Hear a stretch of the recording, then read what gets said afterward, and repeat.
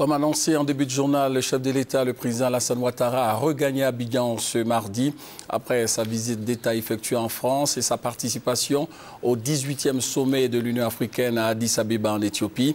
Après ce sommet, le chef de l'État est reparti sur Paris pour une visite privée. Nous vous proposons en image l'ambiance qui a prévalu à son arrivée avec Viviane Agnimin. Le pavillon d'honneur de l'aéroport international Félix Houphouët-Boigny d'Abidjan était plein comme un œuf et ses alentours pris d'assaut par une population heureuse de revoir après 2 semaines d'absence son président.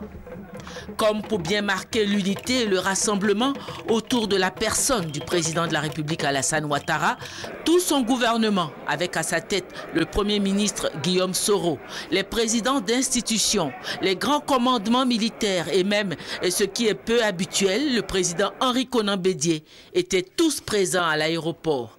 C'est à 17h17 que l'avion présidentiel a atterri. Après le salut aux couleurs nationales et les honneurs militaires, le président de la République et son épouse ont reçu l'accueil du président Bédié et son épouse. À l'intérieur du pavillon d'honneur, c'était au tour du gouvernement de souhaiter la bonne arrivée au couple présidentiel. Le peuple dehors qui attendait son président a acclamé le président de la République qui, ne pouvant résister à l'appel de son peuple, a fait un tour dehors pour le saluer.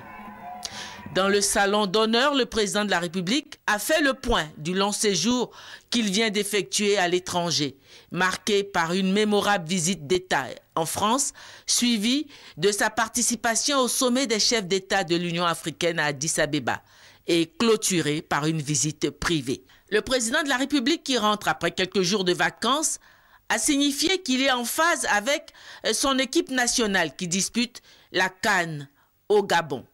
Le président de la République a fait cette promesse aux Ivoiriens. Nous allons ramener la coupe en Côte d'Ivoire.